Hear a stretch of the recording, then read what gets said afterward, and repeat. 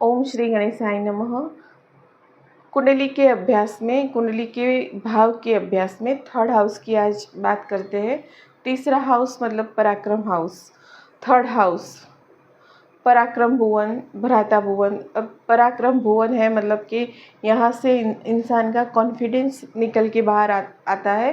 तो जो जातक है उसके बारे में हमें उसका आत्मविश्वास कितना है, कोई भी काम या किसी भी परिस्थिति में उसकी हिम्मत कैसी है, उसकी ताकत कैसी है, उसकी शक्ति कैसी है, इसके बारे में हम यहाँ से अंदाज़ा लगा सकते हैं, यहाँ से विचार कर सकते हैं। पराक्रम और साहस के बारे में विचार कर सकते हैं, उसका कॉन्फिडेंस यहाँ से हम जान सकते हैं किसी भी जातक के बारे में। यहाँ से ये जो भाव है, अगर बहुत ही अच्छी परिस्थिति में है, बहुत शुभ ग्रह है, बहुत अच्छे ग्रहों की दृष्टि यहाँ पे पड़ती है, तो यहाँ से हमें बहुत बड़े बड़े उद्योगपति मिल सकते हैं। इसी भाव से हमें पता चल सकता है कि सेना में काम करने वाले जो वीर जवान हैं उनके बारे में भी, उनकी कुंडली के बारे में, उनके इस भाव के बहुत ही स्ट्रॉन्ग होने के बारे में यहाँ से हमें पता चल सकता है। ये घर हमें भ्राता भुवन है मतलब भाई बहन के बारे में बताता है। तो यहाँ से हमें जातक के छोटे भाई बहन के बारे में पता चलता है।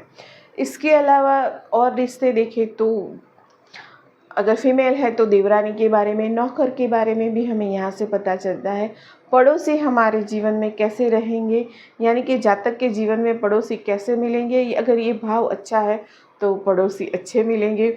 तो देवरानी के बारे में, नौकर के बारे में या पड़ोसी के बारे में हम यहाँ से जान सकते हैं।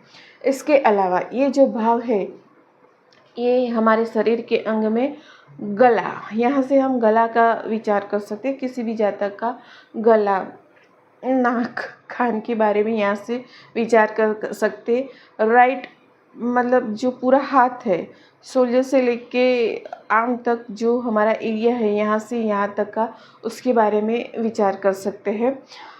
जो अगर गले का विचार करेंगे तो जो हमारी ब्रीथिंग सिस्टम है, श्वास की प्रणाली या फिर श्वास रिलेटेड कोई प्रॉब्लम है तो वो भी हम विचार कर सकते हैं। भोजन की नली, भोजन की नली के बारे में भी हम यहाँ से विचार कर सकते हैं। थायराइड ग्रंथि के बारे में विचार कर सकते हैं। ओवरऑल जो फिज़िकल पर्सनालिटी जो होती है ना, ओवरऑल कहते हैं कि शरीर का भौतिक विकास, वो हम यहाँ से पता लगा सकते हैं।